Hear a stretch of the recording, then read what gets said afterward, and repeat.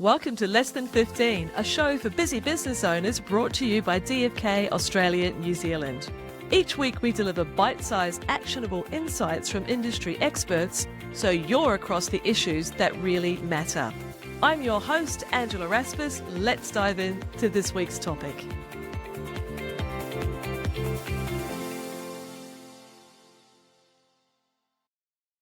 Hello there and welcome back to another episode of the Less Than 15 podcast. Now today we're going to be diving into the topic of ESG. It's an acronym you may have heard of. It stands for Environmental, Social and Governance, and it's a way that we can assess your business's sustainability and your ethical impact. Now, possibly the first thing that comes to mind is why? This isn't important to me. This is more for the big end of town. Well, we'd like to enlighten you with some insights that actually may change your mind and have you look more closely at this concept. And that's what my guest today is all about. Now, Chaitanya Mawji is going to be demystifying ESG and why it actually is important to SMEs as well. Chaitanya is the audit director of our DFK firm CIB in Parramatta, and he has a particular interest in this topic. So, Chai, thank you so much for joining us today. We're looking forward to digging in. Thanks, Angela. Definitely look forward to being part of this. Fantastic. Well, let's really get in here and let's start with, is this ESG a nice to have, or do you see it as it really does have an impact on business success? Look, I think it's absolutely no doubt about it. It depends on how you think about things. There are people who will just go about and say, hold on, just too many slogans around. But it absolutely has an impact on businesses. And in particular, I would even say small and medium-sized businesses. I would look at it from a too broad category why it's actually relevant. I think Mm-hmm. if you look at more strategic side of things, if you wish to stay competitive, your competitors are out there looking for the best way to beat you. Yeah, this is a field. So for you to stay competitive, for you to position yourself in a market that, you know what, you are the business people need to come out to, you need to be aware of this. And look, any business needs the right people, and I think Mm. having the right level of talent, the right people, absolutely needed. So if you think you need people, I think you definitely need to pay attention to what the ESG is all about. And look, Mm. secondly, sometimes you may think, hold on, I'm not too worried about the bigger picture and stuff. You might be forced, from a compliance perspective, and regulations are out there. And for small businesses, regulations are never a nice thing to do, right? Because it's all about compliance. But you'll be forced to. At the moment, we have a whole lot of regulations already in play. Yeah, so it's not something new. A lot of businesses do need to comply with some elements of ESG already Mm-hmm. at the moment. But what you will find is it's a moving target. Its regulations are shifting all the time.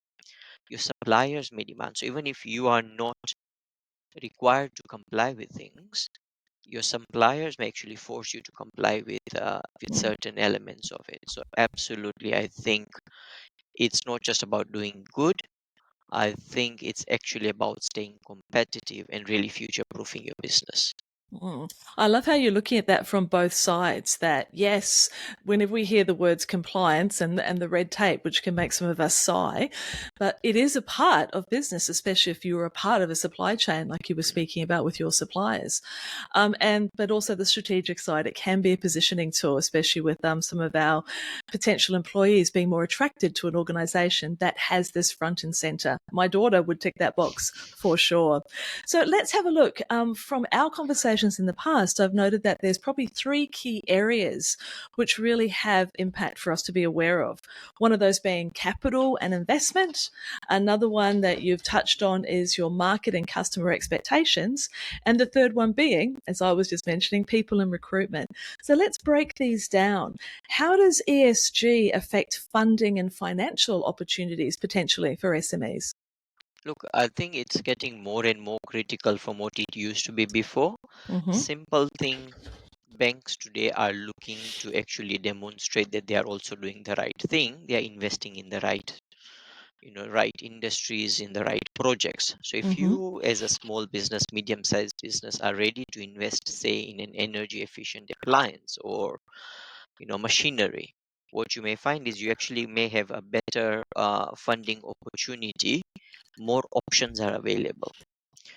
I recently had a client in the construction space, and they got a project to build some aged care homes, a bit more of the social homes. And when they actually went to the banks and said, look, I actually need a loan to construct these buildings, these houses in this particular space, the banks actually gave, bent over backwards to actually help them. Ah. And what was interesting is actually the interest rate which was being offered. And this is not just for big construction, even for your normal home.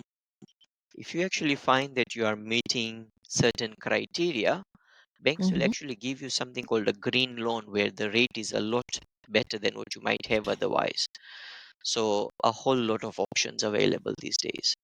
Fantastic. Well, I've just made a note of that one for myself.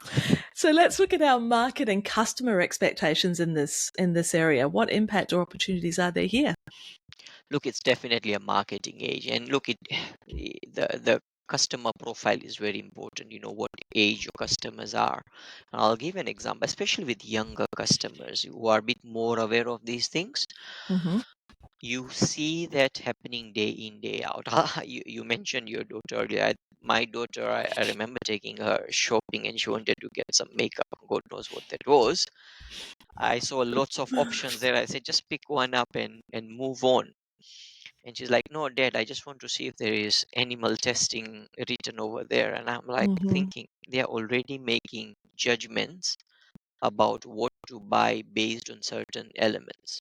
Mm. So there's a whole lot of things which can happen in this space. You are a young family. You want to give your kids, the best food out there, the healthy foods. Eggs is a major issue these days. You may not get enough eggs. But you know what? Free range eggs, if you actually get that as an option, people will be willing to pay an extra dollar Mm. just because it's an organic product. So absolutely, I think customers are making buying decisions based on some of these elements at the moment.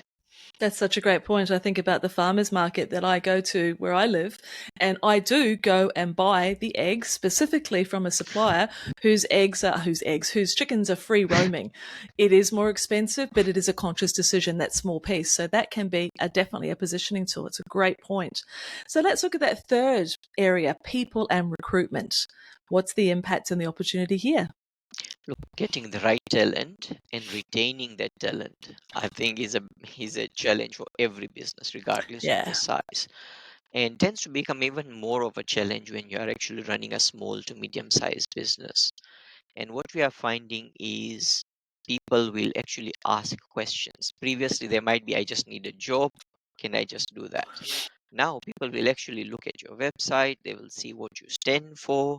Do Mm. you offer a little bit of flexibility from a work life balance perspective? Do you have a diverse team with you? And that just becomes an attractive option to recruit the young talent which you may need in the business, or to actually retain the people. So there's a whole lot of things you can do in this space rather than just giving, yep, I'm giving you a pay, and that's absolutely needed, but there's a whole lot of other things you can do. Mm. And I know I've read research that says that once you hit a certain amount of pay, that no longer becomes the most important thing to you. There is, because I could go and get that at many different companies. There's other things that are very values based, including that flexibility that you spoke about, which can have a Absolutely. huge impact on choices. It's interesting. There's more options in here that come under the label of ESG that I wasn't aware of, and I'm sure our listeners possibly feel the same. Okay, well, let's flick to the other side of the coin. When we talked about, just briefly, you referenced at the start about the compliance imperatives. So, how soon are these ESG regulations going to trickle down and force the hand of a small to medium enterprise? So I'll give an example specifically about carbon or climate reporting. Everybody Mm-hmm. talks about, the climate challenge. Obviously, Australia didn't want to stay behind. We introduced climate reporting, and it's already in law. It's already effective now, but it's starting at the top end of the town. Mm-hmm. Now, if I'm a small, medium-sized business, why should I care? Somebody else has to report. But the top end of the town, as an example, need to report on their full footprint. Yep, carbon footprint. And they need to look at who their suppliers are. And Mm. there's a very good chance a small and medium-sized business is either supplying to this large business or is supplying to someone in between who supplies to the large business. You don't need to comply with it, but because your customer or the person who stands next to them need to comply, so they start asking, and we have seen this happen. I Mm. recently had a case where a client received tender request, and the tender request clearly had, give me your electricity bills. Just didn't make sense. Why would you need electricity bills? But people are actually asking for information, and that's actually forcing you. It Mm. is definitely a moving target, any regulation. So even if your business is not required at this stage, clients may force you to do that. It's coming. It's on the horizon. There's 100%. So if we look then, as we're coming to a close on this conversation, looking through the lens of it's an investment rather than an expense, how could we close off on that point and help reframe that in our listeners' ears and possibilities? Look, businesses can take this as a compliance issue, and I just need to do ABC. And what Mm-hmm. they will then do is they'll say, look, it's a cost. And the word cost means it's a loss. Mm. Yeah, you're a small business size, small, medium sized business. Money is very important, right? You want to manage your cost. On the flip side, where a business says, look, there's absolutely an opportunity here, you can turn it and say, look, there's an investment needed, and that investment may result in cost savings. If you just decide to go for an energy efficient appliance, you may get better funding opportunities. Yeah. Or you might say, look, I may have stronger customer support or employee loyalty. Mm-hmm. Absolutely, what you will find is it becomes an investment which results in a profit. They may not result in an immediate profit, but it's profitability over a period of time. Fantastic. Well, I think this is a great opportunity to suggest to our listeners that they start, let's say, doing a little bit of Googling around how does ESG impact on my industry, as we were talking before we hit record. And I know that we will be having a webinar with you in June, which will allow you to dive a lot more deeply into this topic and all the different parts, moving parts within it. So I'll make sure that I put the link so our listeners can register in the show notes and also under the video if you happen to be watching. So Chaitanya, thank you so much for your time today. You have lifted the lid on something new for our SMEs to look at, as you said, an investment rather than just a cost. Thank you for your time. Thank you, Angela. So, my lovely listener, check out the details in the show notes or under this particular video. We'd love to see you at the ESG webinar in June.